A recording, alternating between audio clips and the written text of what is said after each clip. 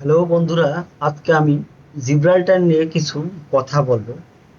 Gibraltar হলো একটা দ্বীপ যা স্পেনের সাথে একীভূত, বাট এটা স্পেনের কাছে হলেও এটা যুক্তরাজ্যের একটা দ্বীপ। জিব্রাল্টার এর আয়তন ৬৬৮.৮ বর্গ কিলোমিটার আয়তনে। এই অঞ্চলটি তার প্রতীকী চুনাপাথরের শিলা, অর্ধবর্ণ ও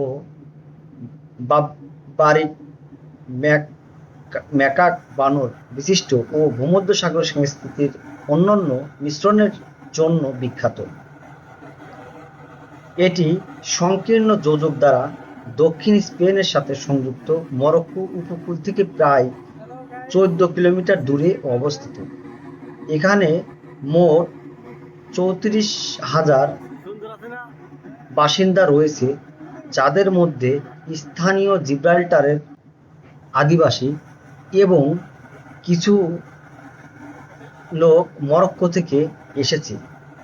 ইংরেজি হলো এদের অফিসিয়াল ভাষা, বাট এখানে স্প্যানিশ ভাষাও ব্যবহার করা হয়।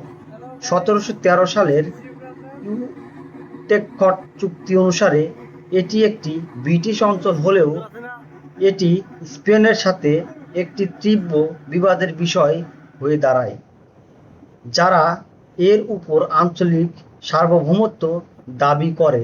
তার সত্ত্বেও জিব্রাল্টারের আদিবাসীরা ব্রিটিশ নাগরিক হিসেবে তাদের মর্যাদা বজায় রাখার জন্য তারা গণভোটের মাধ্যমে ব্রিটিশ অঞ্চলে অন্তর্ভুক্ত থাকার জন্য তারা দাবি করে।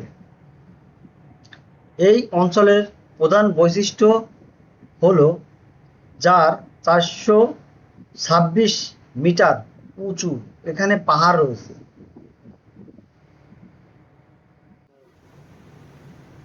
এখানে গ্রেট সিজ ও দ্বিতীয় বিশ্বযুদ্ধের সময় ব্যবহৃত সামরিক টানেলের একটি বিস্তৃত নেটওয়ার্ক রয়েছে। এই অঞ্চলটি স্পেনের অতি অতি কাছে এবং স্পেনের সীমানার সাথে সম্পৃক্ত হওয়ার সত্ত্বেও এটি এখনও একটি ছোট্ট ইংল্যান্ড হিসেবে দাঁড়িয়ে আছে পৃথিবীর মাঝে, এবং এটাই একটা ইংল্যান্ডের বৈশিষ্ট্য।